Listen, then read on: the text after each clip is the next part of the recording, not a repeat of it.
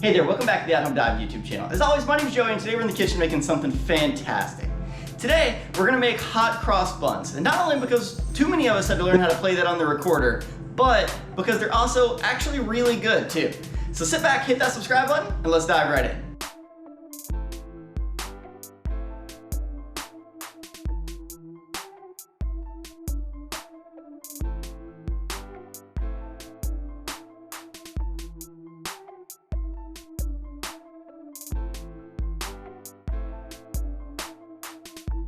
So to get started on the counter today, we have a pretty simple list of ingredients. Most of these things you should be incredibly familiar with and already have at home. Let's start with 1 cup of warm whole milk, ½ ounce of active dry yeast, 1/2 cup of sultanas, 1½ lemon zest, and I also went ahead and zested the other half of the lemon because we're gonna need that later.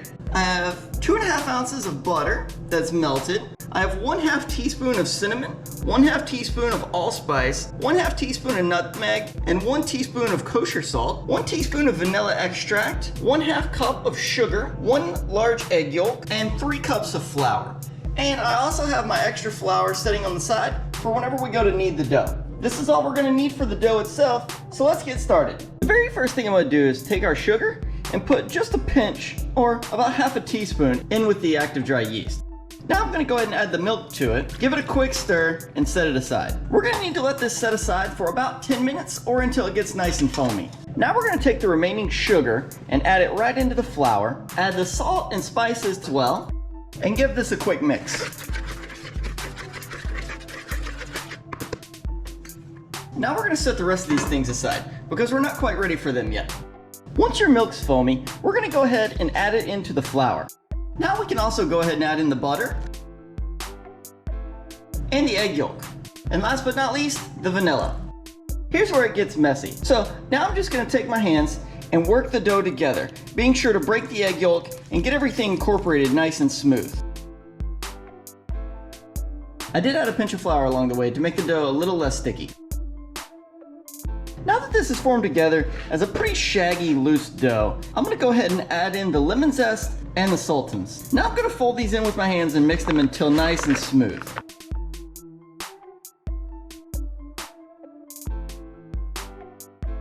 Now that the doughs came together, I'm gonna go ahead and grab a generous amount of flour and pour it right out onto the countertop. Roll the dough out onto the flour, and now I'm gonna knead the dough for about 8 to 10 minutes.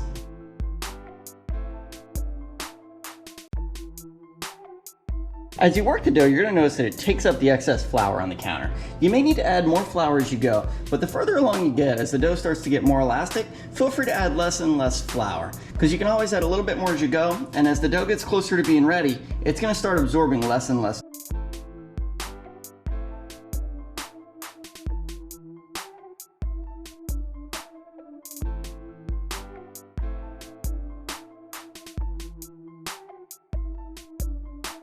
So the doughs came together and it's formed a lot of elasticity.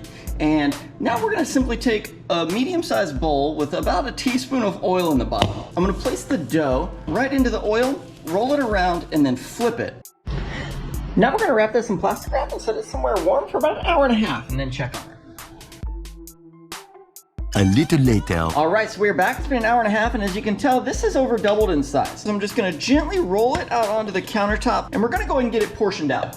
So, to get this portioned out about even, I'm gonna roll this into a log. Now that it's in a log, I'm gonna cut this directly in half, and then cut those halves in half so that we have even quarters. Once I've done that, I'm gonna go ahead and cut each of the quarters into 3 pieces each. This is gonna give us a total of 12 buns.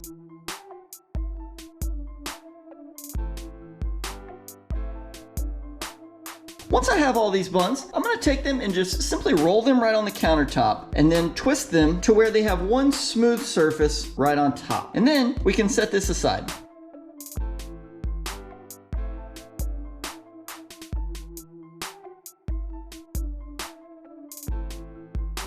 All right, as you can see, we've placed these over into a 9x13 well-sprayed baking pan. Now we're gonna cover these with plastic wrap and let them sit somewhere warm to rise for another 45 minutes. A little longer than a few minutes later.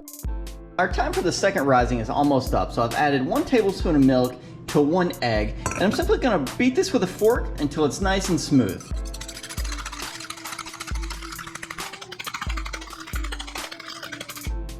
So this is our egg wash that we're gonna brush over top of the rolls before we bake them. And since our rolls are almost done rising, now's a great time to go ahead and preheat your oven to 375 degrees. All right, so here are our buns after they've done the second rise. And as you can see here, they've grown quite a bit and they look fantastic. So what I'm gonna do now is I'm gonna take the egg wash that we just made and a pastry brush, and I'm gonna gently brush right over the top of all of these. I just wanna make sure I get every bit of the top of these nice and coated with the egg so that they brown well when they're in the oven. So now that these are nice and coated with the egg wash, we're gonna go ahead and place them into the preheated oven at 375 degrees. We're gonna bake these for 22 to 25 minutes or until they're nice and brown. We are back and it's been about 25 minutes and these are coming out of the oven now, and as you can see, they have a nice golden brown top to them. They have a nice glazed over look and they smell fantastic. You can smell the spices really came to life. So we're gonna let these cool down for quite a while and then we'll be back to take care of putting on the icing. But meanwhile, let's gather the things for the icing. I'm gonna go ahead and take 2 tablespoons of milk and place them into a large bowl. And I have the remaining zest from the second lemon that we used earlier.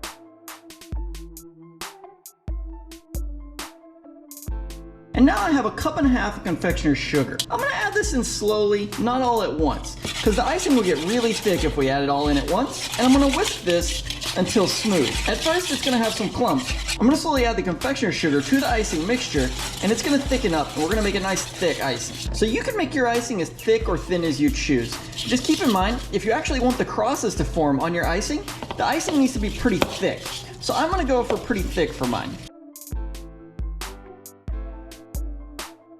1 minute, 37 seconds later. As you can see here, mine's really thick, and that's exactly what I want. And I have just a little bit of my sugar left, not much. Now I'm gonna bring back our pan of the sticky buns, and I went ahead and transferred my icing over into a piping bag. I'm gonna cut a really small piece off the tip real quick. That way the piping bag opens and I can draw lines with it. Now I'm gonna simply take the piping bag and go one end to the other on the buns.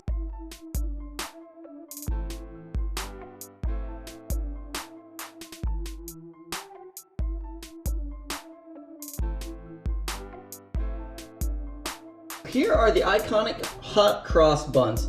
As you can see, they're warm and sticky and they have the nice icing forming the solid crosses on top. These look and smell fantastic. All right, well that wraps us up on how to make hot crossed buns. Comment below and let me know how yours turn out. Thank you so much for watching. If you liked the video, be sure to subscribe. Have a great day.